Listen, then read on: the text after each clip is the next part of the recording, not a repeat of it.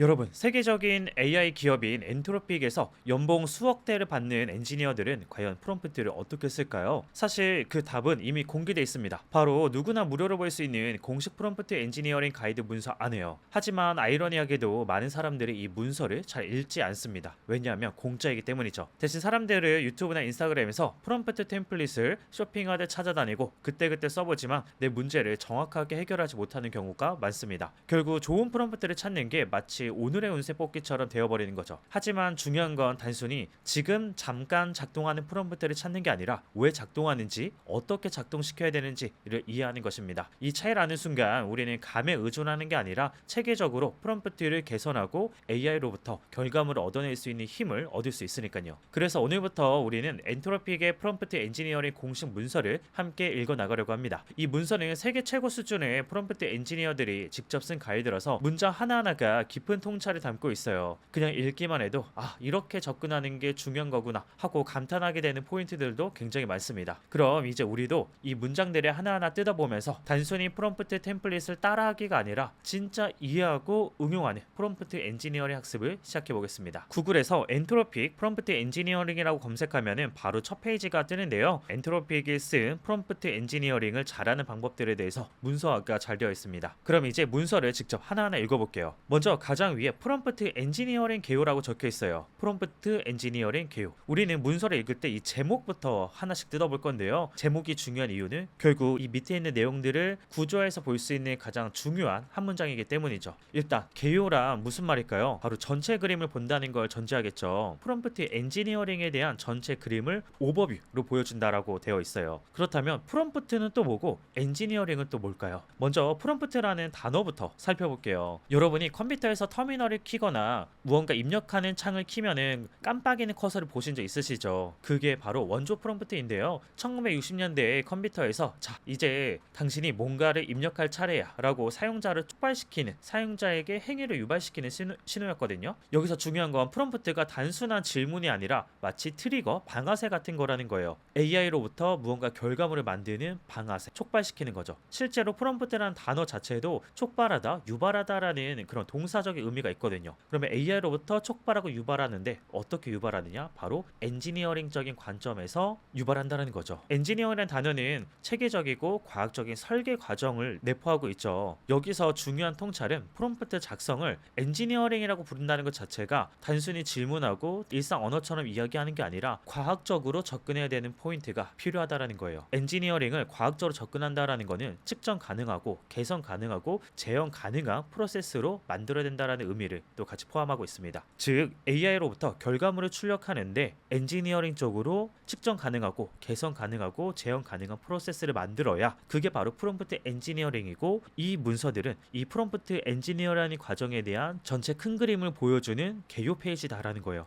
그러면 이 페이지의 밑에 내용을 아직 보진 않았지만 AI로부터 결과물을 만들어내기 위한 엔지니어링 관점에 대한 여러 가지 팁들이나 노하우들이 나올 거라는 거를 우리가 제목에서부터 알 수가 있을 것 같습니다. 그러면 밑에 개요들을 볼 때 프롬프트를 엔지니어링 관점에서 어떻게 개선해 나갈 수 있는지에 대한 팁들을 하나하나씩 살펴보면 될 것 같아요. 먼저 이런 문장이 써져 있습니다. 여기서 나오는 팁들은 모든 클로드 모델에 폭넓게 적용된다라는 말이에요. 되게 단순하지만 지금 개요나 이 프롬프트 엔지니어링 문서에 나오는 내용들이 결국에는 클로드가 제공하는 여러 가지 모델들에 전반적으로 적용된다라는 거죠. 그러면 전반적으로 적용되는 거니까 굉장히 필수적인 내용들이란 거를 확인할 수 있는 것 같아요. 뒷부분을 보면은 프롬프팅 팁들을 발견할 수 있는데, 확장된 사고 모델을 위한 별도의 좀 더 구체적인 팁들은 이 here이라는 이 링크를 통해서 더 발견할 수 있다라고 이야기하고 있어요.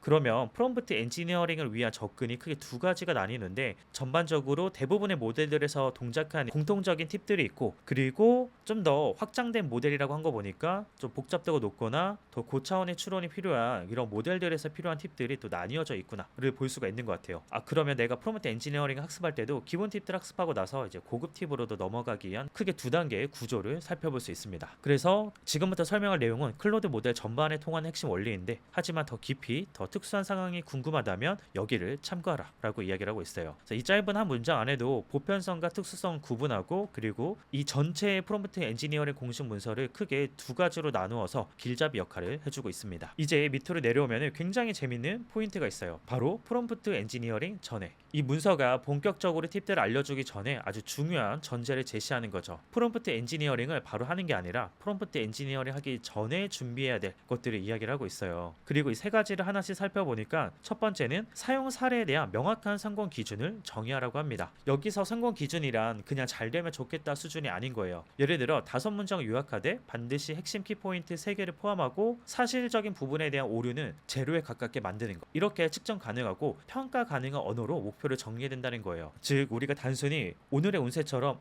잘 나왔으면 좋겠다 이렇게 바람을 하는 게 아니라 이 결과물이 잘 나왔다면 어떤 걸 가지고 잘 됐다라는 걸 우리가 알 수 있을까에 대한 평가 기준이 있어야 프롬프트를 엔지니어링 관점에서 개선해 나갈 수 있다라는 거죠. 그리고 우리가 프롬프트 작성할 때도 이 프롬프트 결과물이 잘 나오려면 성공하려면 이런 것들을 충족돼야 돼 라는 것들을 체크할 수 있는 포인트가 필요하다는 이야기이기도 합니다. 이제 두 번째로 넘어오면은 해당 기준에 대해서 경험적으로 테스트할 수 있는 방법이 필요하다라고 해요. 여기서 경험적이라는 단어가 핵심인데요. 이 경험이라고 표현하는 거는 단순히 말로 표현할 수 없는 감이나 직관에만 의존하는 게 아니라 실제로 데이터를 가지고 비교하고 검증할 수 있어야 된다라는 이야기예요. 작은 샘플셋을 준비해서 프롬프트 버전 A와 B를 시험하고 어떤 게 더 목표에 부합하는지 확인할 수 있어야 된다는 겁니다. 마치 과학 실험처럼요. 내가 업무적으로 중요한 부분에 대한 프롬프트를 작성한다면 경험적으로 테스트하고 반복하고 비교할 수 있는 방법이 있어야 프롬프트 엔지니어링을 본격적으로 진행을 할 수 있다라고 이야기를 하고 있습니다. 마지막으로 세 번째는 개선하고자 하는 초기 프롬프트 초안을 이야기하고 있어요. 완벽한 걸 만들려고 하는 게 아니라 처음에 불완전하더라도 일단 초안 V0에 해당하는 게 있어야 한다는 거죠. 또 초안이 있어야 실험을 통해 고쳐나가고 점점 발전시킬 수도 있으니까요. 이건 어떻게 보면 엔지니어가 반드시 가설을 세우고 그 가설이 잘 맞는지 성공 기준 정의와 경험적으로 테스트할 수 있는 방법들을 통해서 검증해 나가는 것과 똑같은 거라 생각해주면 될 것 같아요. 여기서 또 재밌는 포인트가 프롬프트 엔지니어링 전에 이 세 가지를 강조한다고 되어 있는데 만약에 이게 준비되어 있지 않다면 이것들을 확립하는데 시간을 투자할 거를 강력하게 제한한대요. 이걸 마련하는데 시간을 쓰라라고 이야기를 하는 거죠. 이 엔트로피에게 프롬프트 엔지니어링 공식 문서에서 강력히라고 명확하게 주장하는 페이지가 몇 개 안 돼요. 우리가 프롬프트 엔지니어링을 잘하기 위해서 연습하고 훈련하는 데 있어서 중요한 포인트라는 걸 꼭 기억해 주시면 좋을 것 같습니다. 이게 막연하고 어렵다라고 하면은 이 성공 기준 정의하기와 강력한 경험적 평가 만들기에서 팁과 지침을 확인하래요. 또 밑에는 프롬프트 생성기 링크를 보여주고 있습니다. 첫 프롬프트 초안이 없으신가요? 그렇다면 엔트로피 컨솔에 프롬프트 생성기를 사용해 보세요 라고 해서 프롬프트 엔지니어링 전에 있는 3번 포인트를 경험해 볼 수 있는 프롬프트 생성기도 제공을 해주고 있어요. 그리고 굉장히 큰 영역을 차지해서 보여주고 있잖아요. 왜냐하면 이 프롬프트 생성기는 유료이기 때문입니다. 아마 사람들이 프롬프트 엔지니어링 자체를 경험해 본 사람도 많지 않고 기본적으로 일반적인 대화처럼 사용하는 분들이 많을 거기 때문에 이 초안 자체가 퀄리티가 엔지니어링에 적합하지 않은 경우들이 많은 거예요. 그래서 이 엔트로픽이 프롬프트 초안 생성기를 만들어 놔서 우리가 자연어 어떤 걸 입력하면은 그거에 대한 프롬프트 초안 샘플을 엔트로픽에서 가이드하는 방식으로 만들어 주는 거죠. 예를 들어 문서를 요약하기 위한 프롬프트를 작성하고 싶다라고 해볼게요. 이 플랫폼에서 몇 가지 예시를 제공해줘서 서머라이즈와 다큐멘트를 입력해 보겠습니다. 여기서 저는 한국어로 번역해 달라는 문장도 좀 추가를 한 다음에 프롬프트를 생성을 해보겠습니다. 제너레이트 버튼을 클릭해 볼게요. 네, 이렇게 엔트로픽이 가이드하는 방식으로 프롬프트 엔지니어링 초안을 만들어 줬어요. 이 컨티뉴 버튼을 눌러서 보면은 이런 식으로 프롬프트 작성해 준 걸 볼 수가 있는데 아직은 좀 막연하지만 몇 가지 포인트를 볼 수가 있습니다. 개발자분들이 익숙할 때지만 그 비개발자분들한테는 익숙하지 않은 이런 문법을 XML이라고 하는데 이런 XML 문법으로 요약하기 위한 원본 텍스트 데이터를 넣는 영역을 지정해 주기도 했고 이런 문법이 밑에도 반복되는 걸 볼 수가 있어요. 그리고 가장 하고 싶은 그 명령 있잖아요. 이 프롬프트 AI에게 맡기고 싶은 가장 중요한 명령 그걸 또 두 가지식으로 작성한 것도 확인해 볼 수가 있습니다. 사실 우리가 일반 한국어로 프롬프트 작성할 때는 지금 난 이러이러한 상황이고 이러이러해 그래서 이걸 해줘 라고 결국 하고 싶은 말을 가장 마지막에 쓰는 경우가 있거든요. 그런데 지금 프롬프트 초안을 작성해 준 거 보니까 가장 상단에 두 가지식으로 원하는 명령을 먼저 작성하고 그 다음에 작업 단계들을 뭐 first 해가지고 1번, 2번 해서 작업 단계들을 나누어서 이야기를 해주고 있습니다. 여기 있는 엔지니어링 가이드 문서 내용들을 내가 학습하기도 하고 그리고 이 프롬프트 초안 생성기를 같이 활용한다면 엔트로픽에서 권장하는 방식대로 프롬프트를 점점 더 잘 작성할 수 있는 경험들을 만들어 나가볼 수 있을 것 같아요. 다시 정리하면은 AI에게서 결과물을 도출하고 출력하기 위해서는 엔지니어링 관점으로 접근하는 게 중요하다라는 거를 이 공식 문서 프롬프트 엔지니어링 개요 페이지에서 이야기하는데 이 엔지니어링 하기 전에는 크게 세 가지 전제를 꼭 확인해야 된다라고 합니다. 먼저 목표를 명확하게 쓰고 그 목표를 검증할 방법을 마련하고 초안 초안부터 시작해라. 그리고 이 초안을 작성하는 게 막연할 수 있기 때문에 프롬프트 생성기 같은 좋은 초안을 만들어주는 도구를 활용해봐라 라고 이야기를 하고 있습니다. 바로 이 세 가지가 프롬프트 엔지니어링을 운세 뽑기가 아니라 과학적이고 반복 가능한 설계 행위로 만들어주는 출발점이 되는 거죠. 이제 프롬프트 엔지니어링 교육 문서에서 밑으로 내려오면은 프롬프트 엔지니어링이 필요한 시점에 대해서 이야기를 합니다. 여기서 아주 중요한 구분을 해주는 거죠. 프롬프트 엔지니어링으로 풀 수 있는 문제가 있고 프롬프트 엔지니어링 대신에 다른 방식으로 풀어야 되는 문제들이 있다 라는 거죠. 그래서 이 가이드는 프롬프트 엔지니어링을 통해서 제어할 수 있는 성공 기준에 대해서 중점을 둔대요. 모든 성공 기준이나 실패하는 평가가 프롬프트 엔지니어링으로 해결되는 거 아니래요. 예를 들어 지연 시간이나 비용적인 부분은 때때로 다른 모델을 선택함으로써 더 쉽게 개선될 수 있다라고 얘기합니다. 여기서 지연 시간의 응답 속도를 의미하고요. 고차원의 추론이 필요한 경우에는 지연 시간이 더 오래 걸릴 수밖에 없겠죠. 비용은 LLM API를 호출할 때 드는 요금 등을 이야기하겠죠. 사실 이런 지연 시간이나 비용은 프롬프트를 내가 아무리 최적화하더라도 그 효과가 드라마틱하게 개선되기 어려울 수 있다라는 이야기예요. 이럴 때는 오히려 다른 모델을 선택하거나 아니면 시스템의 아키텍처를 조정을 하거나 하는 것들이 훨씬 더 효과적일 수 있다는 메시지입니다. 그래서 이 부분을 통해서 우리가 파악할 수 있는 거는 프롬프트 엔지니어링은 출력의 품질과 방향을 다루는 도구이지 시스템 자원 자체의 문제를 해결하는 또 맞는 키는 아니다. 우리의 중요한 업무에 적용할 때 이게 프롬프트 엔지니어링으로 해결할 문제인지 아닌지를 파악하는 것도 주의사항으로 같이 안내를 해주고 있습니다. 밑에 보면은 프롬프팅과 파인튜닝에 대한 비교도 보여주고 있는데요. 프롬프트 엔지니어링이 가질 수 있는 장점들에 대해서 이야기를 하고 있습니다. 일단은 얘를 펼쳐서 봐야 된다라는 거는 의미 있고 중요한 내용이긴 하지만 지금 전반적으로 프롬프트 엔지니어링 하는 데 있어서 필수적으로 먼저 이야기해야 된다라는 건 아니어가지고 펼쳐보기로 보여주고 있는 것 같아요. 여기서 여러 가지 요소들이 많이 나오는데 간단하게 핵심만 요약하자면 일단 프롬프팅은 가볍다라는 게 큰 장점입니다. 텍스트 입력만으로도 모델의 출력을 조정할 수 있고 빠르게 실험이 가능하죠. 반면 파인튜닝은 무겁습니다. 대규모 데이터나 고성능 GPU, 비용 그리고 시간이 필요하죠. 또 모델 자체를 다시 훈련하는 과정이기 때문에 새로운 버전이 나오면 재학습해야 되는 부담도 있습니다. 이런 내용들이 쭉 자세하게 설명되어 있는데 요약하자면 빠른 반복과 문제 해결이 필요하다면 프롬프트 엔지니어링으로 시도하는 게 먼저이고 반대로 특정 작업에 장기적으로 최적화된 성능이 필요하다면 파인튜닝을 고려할 수도 있을 것 같아요. 문서가 말하고자 하는 건 둘 중 하나만 옳다가 아니라 각 도구가 맞는 자리가 있다라는 거죠. 하지만 대부분의 경우 프롬프트 엔지니어링이 훨씬 더 적은 노력으로 더 큰 효과를 보여준다라는 거를 이야기를 하고 있어요. 한 번 더 밑으로 내려오면 이번에는 프롬프트 엔지니어링 방법 섹션이 나와 있습니다. 어떻게 보면 이 개요 페이지에서 이야기하는 전체 그림, 조망할 수 있는 그 그림을 명확하게 목차로 보여주는 부분이죠. 알맹이처럼 중요한 부분이기 때문에 어떻게 접근했으면 좋겠는지에 대한 그 의도도 앞부분에 설명이 되어 있습니다. 이 섹션의 프롬프트 엔지니어링 페이지들은 가장 광범위하게 효과적인 기술부터 더 전문화된 기술 순으로 구성이 되어 있대요.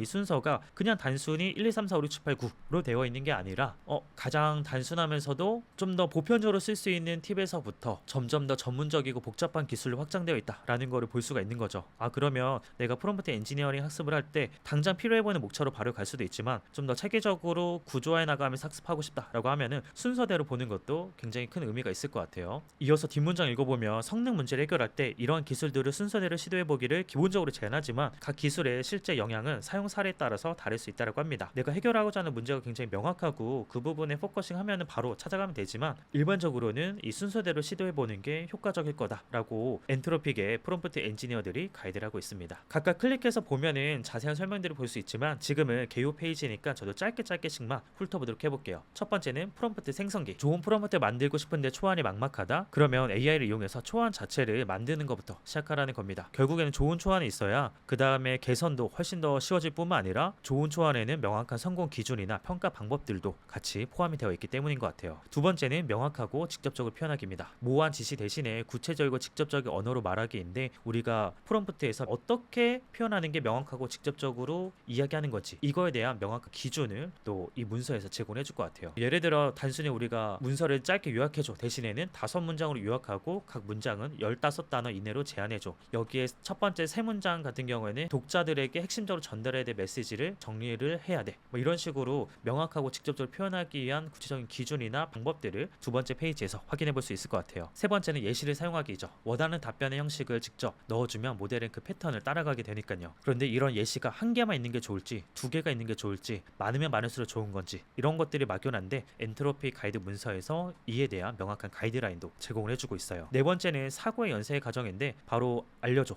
요약해줘, 만들어줘가 아니라 사고가 연쇄적으로 일어나게끔 생각의 과정을 단계별로 드러내게 만들어내는 만들어내는 거죠. 다섯 번째는 XML 태그 사용하기라고 해서 프롬프트의 구조를 강제하는 기술이에요. 이거는 프롬프트 자체를 구조하기에도 좋은데 출력 자체를 파싱하거나 후처리하기에도 훨씬 더 안정적으로 만들어주거든요. 아까 프롬프트 생성기에서 봤던 이런 문법이 XML 태그다라고 생각해 주시면 됩니다. 여섯 번째는 클로드에게 역할 부여하기예요. LLM 모델에게 정체성이나 관점을 부여하는 거죠. 이 역할을 부여하는 거에 따라서 답변의 퀄리티가 어떻게 달라지고 어떤 역할들을 부여하는 게 더 효과적인지에 대한 가이드라인도 공식 문서에서 우리가 살펴볼 수 있을 것 같습니다. 일곱 번째는 클로드의 응답을 미리 채우기인데 클로드가 응답해야 될 거의 첫 부분이나 일부 부분을 미리 채우는 기법이에요. 이건 마치 작문 과제에서 선생님이 첫 문장이나 첫 단락을 써주면 학생이 뒷부분을 훨씬 더 수월하게 작성해 나갈 수 있는 것처럼 AI가 가변적으로 해줘야 되는 가장 중요한 부분에 더 집중할 수 있게끔 응답을 미리 채우는 기법을 의미한다고 보시면 될 것 같아요. 여덟 번째는 복잡한 프롬프트를 연결하기인데요. 현실 세계에서 해결해야 되는 많은 문제들이 단순한 문제가 아니고 불확실성이 높은 복잡한 문제들이 많잖아요. 논문을 쓰는 것도 그렇고 프로그래밍을 하는 것도 마찬가지고요. 그래서 이런 복잡한 문제를 해결하기 위해서는 프롬프트 하나만으로 해결하기 어렵기 때문에 이 프롬프트를 단계별로 이어붙여서 체이닝해서 해결해 나가는 거죠. 그렇다면 이 복잡한 프롬프트를 체이닝하고 연결하는 과정을 어떻게 구성하면 좋을지에 대한 팁을 여덟 번째 목차에서 확인해 볼 수 있을 것 같아요. 마지막으로 아홉 번째는 긴 컨텍스트에 대한 팁입니다. 어떤 문서를 참고하게 하고 그 다음에 그 문서 기반으로 답변이나 출력을 요청하는 경우들이 많이 생기는데요. 이 긴 컨텍스트를 잘 기억하고 잘 관리할 수 있게끔 하려면 어떻게 세팅하는 게 중요할지 엔트로픽의 프롬프트 엔지니어들은 이 긴 컨텍스트를 어떻게 유지하는지에 대한 접근 방식들을 살펴볼 수 있을 것 같아요. 다시 한번 정리하자면 이 프롬프트 엔지니어링 방법에 대한 이 목차 페이지들이 가장 광범위하고 효과적인 기술부터 더 전문화된 기술 순으로 구성되어 있다라고 이야기했잖아요. 그래서 처음에 초안이 막막하다면 프롬프트 생성기를 쓰고 기본적인 성능을 높이고 싶다면은 명확하고 직접적으로 표현하기랑 예시를 사용을 하고 더 깊은 사고를 이끌어내고 싶다면 사고의 연쇄 과정과 역할 부여하기, 안정적 구조와 확정성을 원한다면 XML 태그를 사용하고 클로드의 응답을 미리 채우고 복잡한 프롬프트를 연결하고 긴 컨텍스트를 잘 유지하는 형태로 접근해 보는 게 중요하다라고 흐름을 보여주고 있습니다. 이 목차의 흐름만 보고서도 프롬프트 엔지니어링을 우리가 점점 더 잘하기 위해서 어떤 경험을 어떤 순서로 해나가야 되는지 자체도 확인해 볼 수 있었던 것 같습니다. 마지막으로 프롬프트 엔지니어링 튜토리얼로 해서 상호작용적 학습을 선호한다면 우리의 인터랙티브한 튜토리얼을 살펴보라고 합니다. 그래서 GitHub 프롬프팅 튜토리얼이 있고 구글 시트의 프롬프트 튜토리얼이 있는데요. 바로바로 상호작용하면서 배울 수 있는 방법들도 제공을 해주고 있습니다. 네, 이렇게 해서 우리가 프롬프트 엔지니어링 개요 딱 한 페이지를 함께 살펴봤습니다. 이렇게 읽고 나면은 오른쪽에 있는 목차도 훨씬 더 눈에 더 잘 보이게 돼요. 프롬프트를 엔지니어링 관점으로 접근하기 위해서는 가장 먼저 엔지니어링 전에 중요한 포인트가 세 가지가 있고 이 세 가지가 준비되고 나서 프롬프트 엔지니어링을 해야 된다. 이 프롬프트 엔지니어링으로 우리가 시간을 쏟기 전에 이 필요한 시점이 있기 때문에 혹시 프롬프트 엔지니어링으로 해결해야 될 문제인지 아닌지를 간단하게나마 체크를 해보면 좋을 것 같다. 본격적으로 프롬프트 엔지니어링 하기 위해서는 9가지 접근 방식이 이 문서를 통틀어서 이야기를 하고 있는데 일단 막연하고 뭐부터 해야 될지 모르겠다면 순서대로 하고 내가 어느 정도 익숙하고 지금 해결해야 될 문제도 명확하다라고 하면은 바로 그 해당 목차로 넘어가 보면 될 것 같아요. 마지막으로 난 좀 더 인터랙티브하게 상호작용하면서 프롬프트 엔지니어링 학습하고 싶다라고 하면은 튜토리얼로 넘어가 봐도 괜찮을 것 같습니다. 네, 이렇게 프롬프트 엔지니어링 개요 전체 페이지를 함께 살펴봤는데요. 와, 그냥 읽는 거랑 한 문장 한 문장을 꼼꼼히 읽는 거는 완전히 다른 경험이죠. 저는 특히 AI 시대가 되면서 AI가 컨텐츠 자체를 워낙 많이 생성해 주다 보니까 저품질의 컨텐츠도 너무 많이 생성이 된다라고 생각을 해요. 이런 때일수록 우리는 더 좋은 품질의 그 정보의 원천이 되는 중요한 내용들에 대해서 더 깊이 있게 생각하고 사실을 체크하면서 읽을 수 있는 역량이 굉장히 중요하다라고 생각합니다. 게다가 요즘은 AI 관련된 기술들이 거의 매주 단위로 너무 빠르게 변화하고 최신 기술들이 업데이트가 되고 있잖아요. 재밌는 건 이 공식 문서를 읽는 게 어떻게 보면은 옛날 방법 같기도 하지만 사실 가장 최신의 정보를 가장 정확하게 읽는데도 효과적인 방법이에요. 왜냐하면 AI 회사들이 새롭게 업데이트된 거라든가 가장 최신 정보를 공식 문서에 가장 먼저 업데이트를 하니까요. 그래서 뭐 클로드 코드를 잘 쓰는 방법이라든가 올해 핫했던 MCP를 활용하는 방법이라든가 이런 내용들도 모두 다 공식 문서에 있기 때문인 거죠. 일단은 기본적으로 AI랑 소통하기 위해서는 프롬프트 엔지니어링이 가장 기본이 되고 이게 출발점이 되다 보니까 먼저 프롬프트 엔지니어링에 대한 문서들을 이렇게 하나씩 꼼꼼하게 다 살펴보고 그 다음에 클로드 코드나 MCP 또 다양한 AI 도구들의 공식 문서들을 함께 살펴보도록 하겠습니다. 여기까지 프롬프트 엔지니어링 개요 함께 하시느라 너무 고생 많으셨고요. 다음 시간에는 프롬프트 엔지니어링 방법의 첫 번째 목차인 프롬프트 생성기를 함께 살펴보도록 해보겠습니다. 수고하셨습니다.